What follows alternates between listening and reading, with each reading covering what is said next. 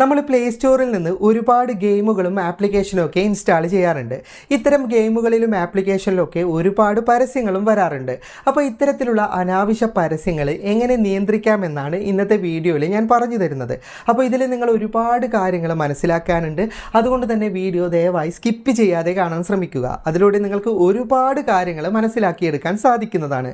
ഇതിലാദ്യം മനസ്സിലാക്കേണ്ടത് നമ്മുടെ ഫോണിൽ വരുന്ന പരസ്യങ്ങൾ പൂർണ്ണമായിട്ട് തടയാനുള്ള ഓപ്ഷനൊക്കെ ഉണ്ട്. അതാണ് പ്രൈവറ്റ് DNS. അല്ലാതെ തന്നെ പ്ലേ സ്റ്റോറിന് പുറത്ത് ഒരുപാട് ആപ്ലിക്കേഷൻ അവൈലബിൾ ആണ്. അതൊക്കെ ഇൻസ്റ്റാൾ ചെയ്തിട്ട് നിങ്ങൾക്ക് ഫോണിൽ വരുന്ന പരസ്യങ്ങൾ പൂർണ്ണമായിട്ട് തടയാൻ സാധിക്കുന്നതാണ്. പക്ഷേ ആ മാർഗ്ഗങ്ങളൊന്നും ഞാൻ ഈ വീഡിയോയിൽ ഒരിക്കലും നിങ്ങൾക്ക് പറഞ്ഞു തരികയുമില്ല, പരിചയപ്പെടുത്തുകയുമില്ല. എന്തുകൊണ്ടെന്നാൽ ഇത്തരം മാർഗ്ഗങ്ങൾ യാതൊരു തരത്തിലും സുരക്ഷിതമല്ല. നമ്മുടെ ഫോണിൽ DNS സെറ്റ് ചെയ്യുമ്പോൾ എന്താണ് സംഭവിക്കുന്നത് എന്ന് വെച്ച് കഴിഞ്ഞാൽ, ഈ നമ്മൾ സെറ്റ് ചെയ്യുന്ന DNS കമ്പനികൾക്ക് ഇപ്പോൾ അധികം ആൾക്കാരും ഉപയോഗിക്കുന്നത് ആഡ് ഗാർഡ് പോലെയുള്ള അപകടകരമായ കമ്പനികളുടെ DNS ആണ്.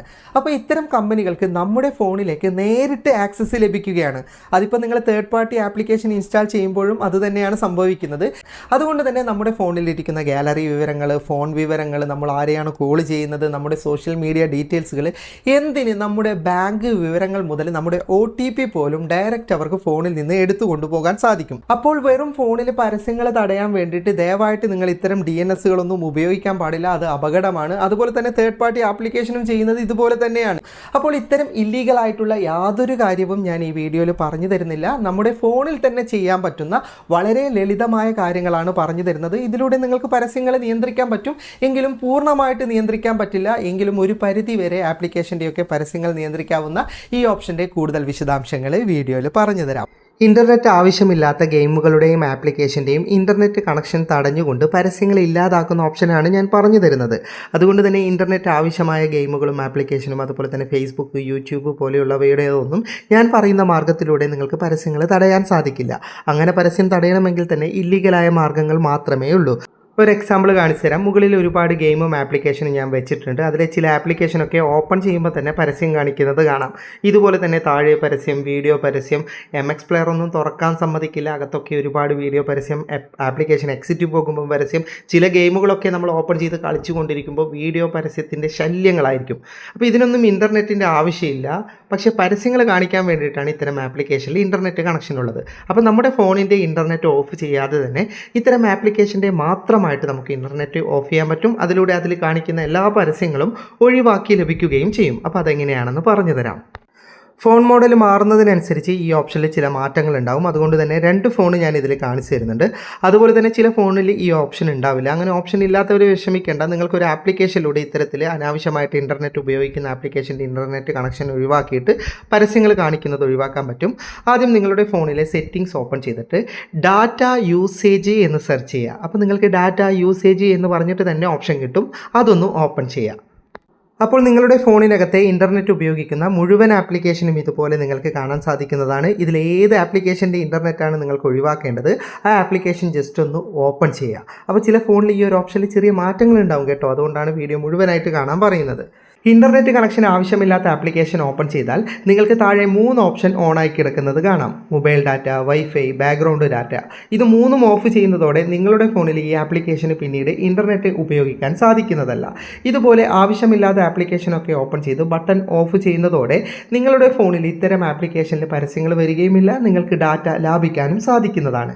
മൊബൈൽ ഫോണിൻ്റെ മോഡലും വേർഷനും മാറുന്നതിനനുസരിച്ച് ഇതിൻ്റെ സെറ്റിംഗ്സിൽ മാറ്റം ഉണ്ടാവും. ഇപ്പോൾ ഞാൻ മറ്റൊരു മൊബൈൽ ഫോൺ എടുത്തിരിക്കുകയാണ്. ഇതിൻ്റെ സെറ്റിംഗ്സിൽ നേരത്തേതുപോലെ തന്നെ ഡാറ്റ യൂസേജ് സെർച്ച് ചെയ്യുന്ന സമയത്ത് നിങ്ങൾക്ക് കാണാം ഡാറ്റ യൂസേജ് എന്ന് പറഞ്ഞിട്ട് തന്നെ ഒരുപാട് ഓപ്ഷൻ ഉണ്ട്. അതിൽ ഡാറ്റ യൂസേജ് ഓപ്ഷൻ ഓപ്പൺ ചെയ്യുന്നത്, അതിനകത്ത് ഡാറ്റ യൂസേജ് ബൈ ആപ്സ് എന്ന് പറയുന്ന ഓപ്ഷൻ കാണാം. അത് ഓപ്പൺ ചെയ്യുമ്പോഴാണ് ആപ്ലിക്കേഷൻ ലിസ്റ്റ് കിട്ടുന്നത്.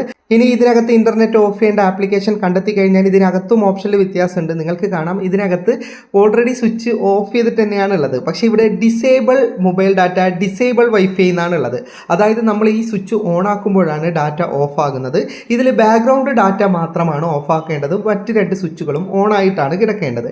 ഇതുപോലെ ഫോണിൻ്റെ മോഡലും വേർഷനൊക്കെ മാറുന്നതിനനുസരിച്ച് ഓപ്ഷനിൽ ചെറിയ വ്യത്യാസം ഉണ്ടാകുമെന്നേ ഉള്ളൂ.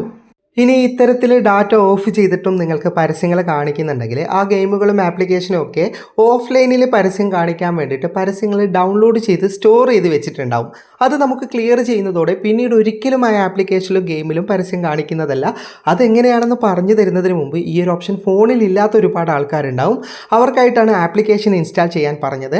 അപ്പോൾ ആപ്ലിക്കേഷൻ ഡൗൺലോഡ് ചെയ്തെടുക്കേണ്ട ലിങ്ക് ഫേസ്ബുക്കിലുള്ളവർക്ക് കമൻറ്റ് ബോക്സിലും യൂട്യൂബിലുള്ളവർക്ക് ഡിസ്ക്രിപ്ഷനിലും നൽകിയിട്ടുണ്ട്. ആ ലിങ്കിലൂടെ നിങ്ങൾ ആപ്ലിക്കേഷൻ ഡൗൺലോഡ് ചെയ്തെടുക്കുക.